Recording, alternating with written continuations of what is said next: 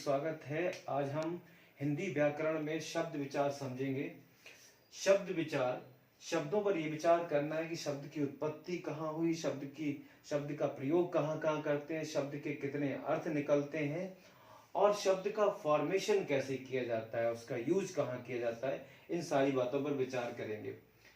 शब्द अक्षरों का समूह है और इसका कोई अर्थ, और अक्षरों का समूह है जिसका कोई अर्थ निकले तो सार्थक अक्षरों का जो सार्थक समूह है वही शब्द है। वर्ण, अक्षर, वैसे तो एक, लेकिन अक्षर वर्ण से बड़ी इकाई है और शब्द उससे बड़ी। तो पहले वर्ण, फिर अक्षर, फिर शब्द बनता है। शब्द को चार आधारों पर इसके प्रकार को बांटा जाता है: उत्पत्ति के आधार पर, रचना के आधार पर, प्रयोग के आधार पर और अर्थ के आधार पर। उत्पत्ति के आधार तत्सम, तद्भव, देशज, विदेशज, संकर। रचना रूढ़, यौगिक, योग रूढ़। प्रयोग के आधार पर विकारी और अविकारी। विकारी में संज्ञा से क्रिया तक और अविकारी में क्रिया विशेषण से विस्मय बोधक तक। अर्थ के आधार पर एकार्थी, अनेकार्थी, विलोम और पर्यायवाची, समरूपी, भिन्नार्थक होते हैं। अब हम समझेंगे कि उत्पत्ति, जो जितने शब्द हिंदी में प्रयोग होते हैं उनकी उत्पत्ति कहाँ हुई है। क्या सब हिंदी में उत्पत्ति हुई है या हिंदी से बाहर से भी है? तो जो तत्सम शब्द है ये संस्कृत के शब्द हैं, जो क्योंकि हिंदी का निर्माण संस्कृत से हुआ है। हिंदी भाषा, संस्कृत में जैसे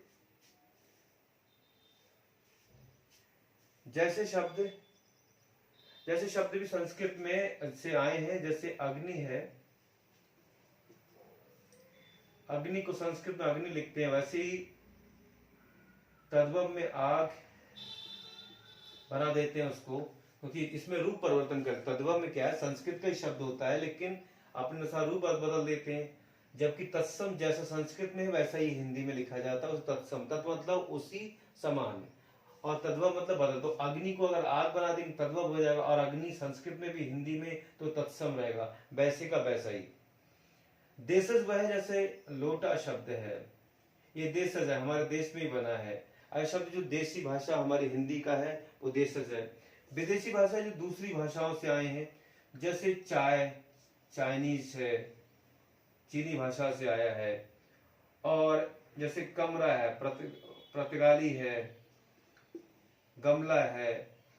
जैसे हिंदी शब्द खुद में विदेशी है, हिंदी फारसी शब्द है। और इसी प्रकार से उर्दू हिंदी शब्द भी है, उर्दू शब्द लिखते हैं वो तुर्की का शब्द है। तो ये जो शब्द हैं ये सब विदेशज हैं। जैसे कॉलेज है, स्कूल है, ये सब विदेशी शब्द हैं। रिक्शा है, जापानी शब्द है। बहुत सारे शब्द जो विदेशी हैं। संकर शब्द ऐसे जो दो भाषाओं के मेल से बनते हैं। जैसे एक शब्द है लाठी चार्ज। अब इसमें दो भाषाएं हैं, लाठी और चार्ज। लाठी शब्द हिंदी का है और चार्ज शब्द अंग्रेजी का है। तो ऐसा शब्द जो दो भाषाओं के शब्दों से मिलकर बने उसे संकर शब्द कहते हैं। ये 5 प्रकार होता है उत्पत्ति का। रूढ़ शब्द, जिसके ऐसे शब्द जिसके हम टुकड़े नहीं कर सकते, जो मिलकर नहीं बनता है, और दूसरा इसका एक ही मीनिंग होता है रूढ़ का। जैसे हाथी है, हाथी शब्द को हम फैक्टर नहीं कर सकते, अगर टुकड़े करेंगे तो उसका मीनिंग डिस्टर्ब हो जाएगा। और हाथी शब्द का एक ही अर्थ होता है एक जानवर के लिए, तो ये रूढ़ का है। यौगिक शब्द क्या होते हैं, जो दो शब्दों से मिलकर बनते, कम से कम ये प्लस होता है। योग का मतलब प्लस, जोड़ना, सम। तो जैसे विद्यालय है, विद्यालय दो शब्दों से मिलकर बना है, विद्या और प्लस आलय, तो ये यौगिक हुआ, मतलब ये जुड़कर बना है, जोड़ा गया है। दो शब्दों को जोड़कर एक किया जाए और उसका अर्थ भी वही निकले तो यौगिक है। योग रूढ़ भी प्लस होता है, लेकिन इसमें जुड़ने के बाद अर्थ कोई तीसरा निकलता है। जैसे पीतांबर है, तो पीत प्लस अंबर, पीले वस्त्र। तो पीले वस्त्र इसका अर्थ नहीं, इसका अर्थ कृष्ण है, क्योंकि कृष्ण को पीतांबर कहते हैं। लंबोदर, लंबोदर किसको कहते हैं? गणेश को कहते हैं। उसी प्रकार से तो योग रूढ़ शब्द और जितने भी बहुब्री समास के उदाहरण होते हैं वो सभी योग रूढ़ के उदाहरण भी माने जाते हैं।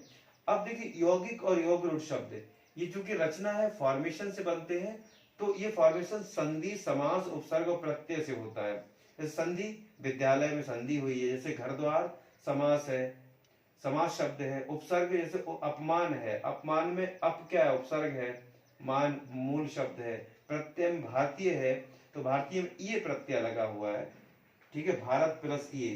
तो ये इस प्रकार से ये रचना के आधार पर, प्रयोग के आधार पर जितना पार्ट्स ऑफ स्पीच इंग्लिश में होता है, हिंदी में जिसको शब्द भेद कहते हैं, वो शब्द भेद पूरा प्रयोग के आधार पे है। जैसे प्रयोग में दो प्रकार के शब्द यूज होते हैं, एक तो विकारी होते हैं, विकारी वे शब्द होते हैं जो लिंग, वचन और कारक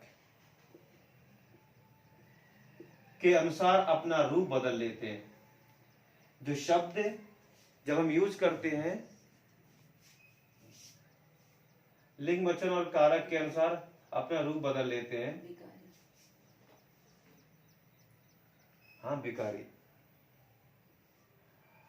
बदल लेते हैं, वो शब्द क्या कहलाते हैं? विकारी कहलाते हैं।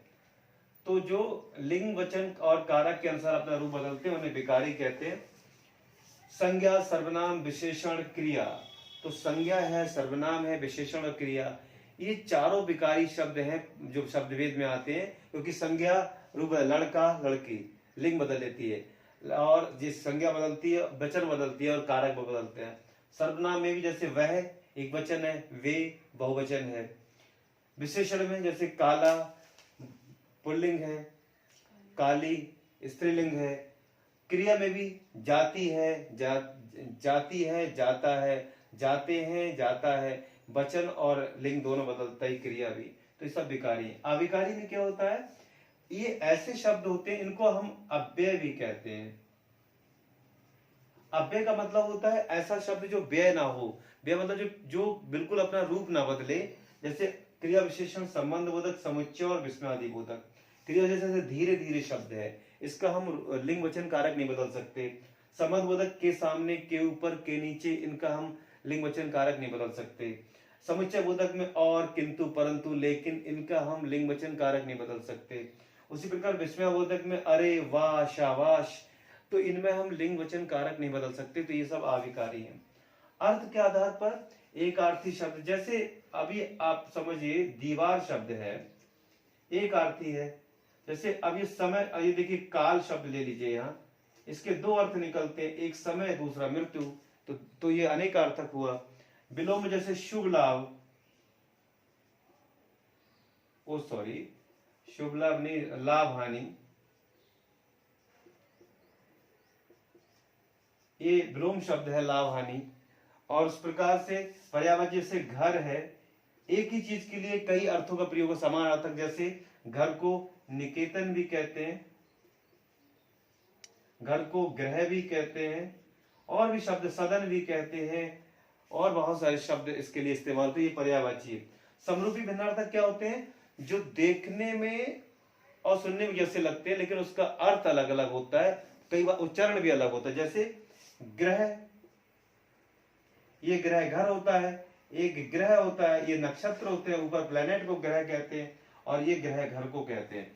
तो इस प्रकार ये अर्थ के आधार पर शब्द हुए। तो हम एक बार फिर बताते हैं कि शब्द वर्णों का सार्थक समूह शब्द कहलाता है। शब्द को चार आधार पर चार प्रकार बांटे जाते हैं। चार, एक उत्पत्ति, रचना, प्रयोग और अर्थ के आधार पर। उत्पत्ति मतलब शब्द का जो जन्म कहाँ हुआ वो उत्पत्ति कहलाती है। रचना मतलब कैसे शब्द को एक भाषा में बनाते हैं, कैसे उनका निर्माण करते हैं, वो रचना, फॉर्मेशन। प्रयोग मतलब शब्द को वाक्य में कैसे यूज किया जाता है, उनकी आइडेंटिटी क्या होती है, उसकी पहचान क्या होती है, वो पद को संज्ञा है, सर्वनाम है, विशेषण है, वो सब प्रयोग के आधार पर होते हैं। और दो तरह के होते हैं, प्रयोग विकारी और अविकारी। उसी प्रकार अर्थ के आधार पर एकार्थक, अनेकार्थक, विलोम, पर्यायवाची, समरूपी, भिन्नार्थक होते हैं। इस प्रकार ये शब्द विचार है जो व्याकरण का दूसरा विभाग कहलाता है। व्याकरण के तीन अंग कहे जाते हैं, वर्ण विचार, शब्द विचार और वाक्य विचार। हमने आज दूसरे अंग की बात की है। आधी तिहाई व्याकरण इसी पर आती है, शब्द विचार पर। वाक्य विचार के साथ फिर मिलते हैं। धन्यवाद।